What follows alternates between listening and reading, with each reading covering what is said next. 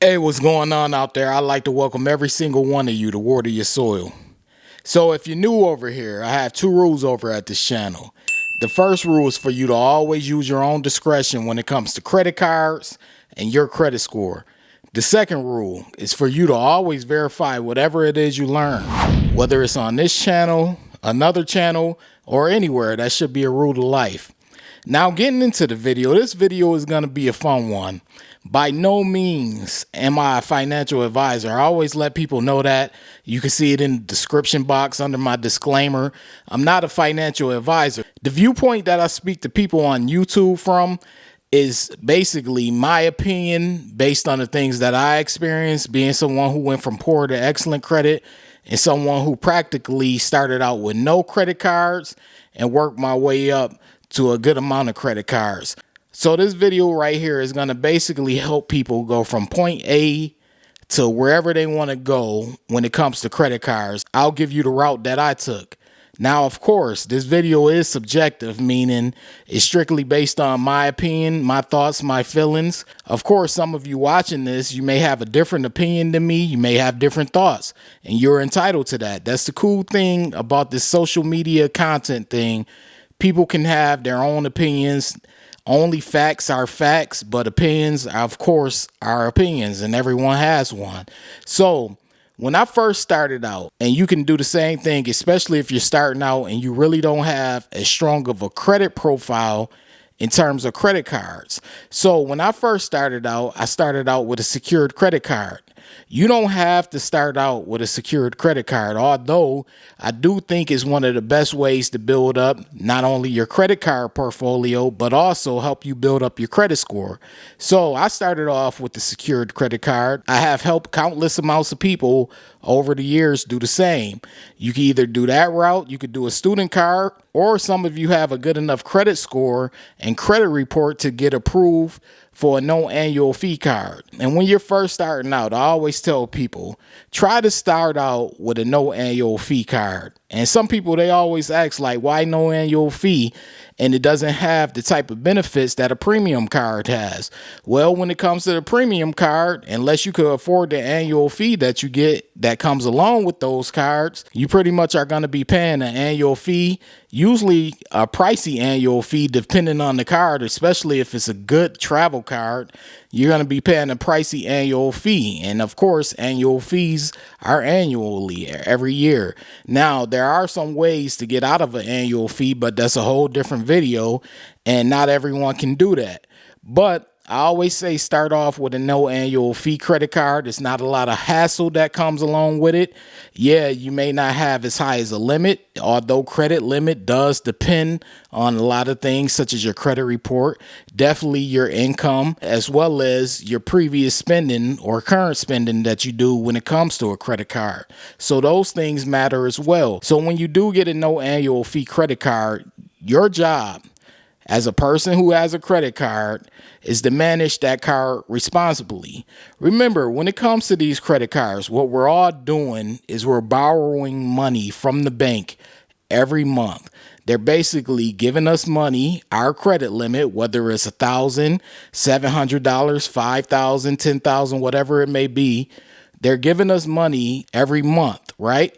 So our goal is to manage that money that they're giving us every month in the best way possible. Just think about it. If your friend lets you borrow, $500, if you pay that friend back on time and you pay them in full, guess what? Your friend is going to trust you. The more that you do that, the more that your friend loans you money and you pay them back, they're going to trust you because they're going to be like, hey, I know they're good for it. If I loan them this money, they're going to give me my money not only on time, but they may even give it to me earlier, and they're going to give it to me in full so I could trust them. So I don't have a problem with letting them borrow money. Well, it's the same thing when it comes to these credit cards. The more you pay and you pay on time and you pay in full, you're building up more trust with these banks and credit card companies, and they probably won't mind increasing your credit limit or making other cards available for you. So it usually works like that. So when you start off with a no annual fee card and you're managing it correctly, then you could consider moving on to cars that do have annual fees. Now, one thing that I like to do when it comes to a credit card collection, I like to have a credit card that fits every aspect of my life. And I tell other people it's a good idea to do the same. Of course, this is just an opinion. I'm not a financial advisor. It's strictly up to you, which is why I tell everyone to use their own discretion in the beginning of the video. But I believe it's a good idea to get a credit card that matches every aspect of your life, whether it's a credit card that gives you good points back or cash back when it comes to gas or food and groceries or travel or hotels, whatever your lifestyle is, having credit cards that you actually get the most out of, that works the best, because that's the key when it comes to these credit cards. Get credit cards that you get the most out of, because if you're going to have a credit card and you're not really using it and you're paying an annual fee or no annual fee and you just got the card sitting and you're not getting anything out of it, not even rewards or points, it's kind of pointless to have it unless you're using it for your credit score, which is understandable. So I always tell people, if you can and if you do have the income, find cards that fit your lifestyle, not only in the present, but also in the future, because I'm not a fan of closing cards out. I know a lot of you are, but I'm not.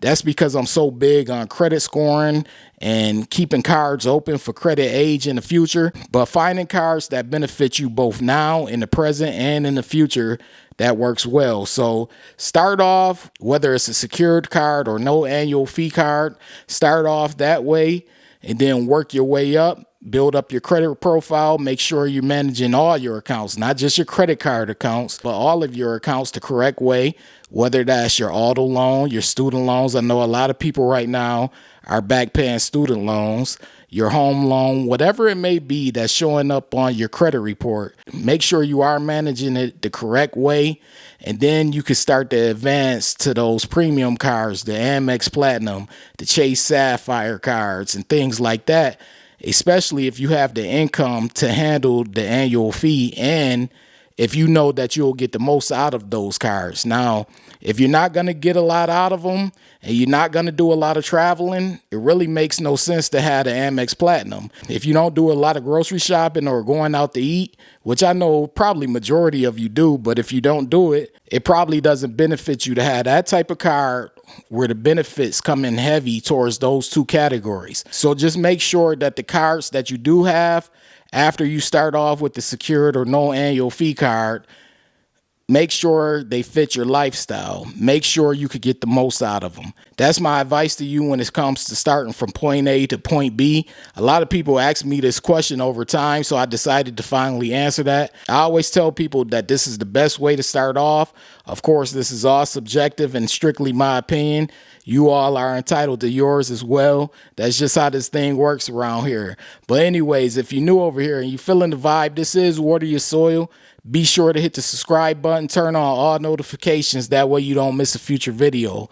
And also, this goes to every single one of you watching right now. Be sure to hit the like button. That's your way of supporting this video.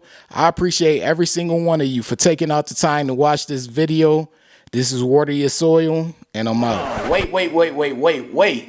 Before you leave, be sure to check out the description box below. That way you can have all the credit resources from Water Your Soil. Also, be sure to hit the subscribe button, the like button as well, all right? In the description box below, I always tell people, check out the description box below for extra resources from Water Your Soil. Part of the description box also showcases my book that I have. I have a book. It's been out for a while now. It's been out for years.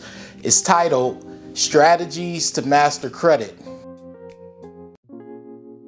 The book is available. It's on Amazon. It's on Barnes & Noble. Most online bookstores have the book. And the book is basically about how FICO credit scoring works. Once you understand how FICO credit scoring works, you're pretty much on your way to helping yourself build, develop, and maintain a good credit score. So check the book out whenever you get a chance.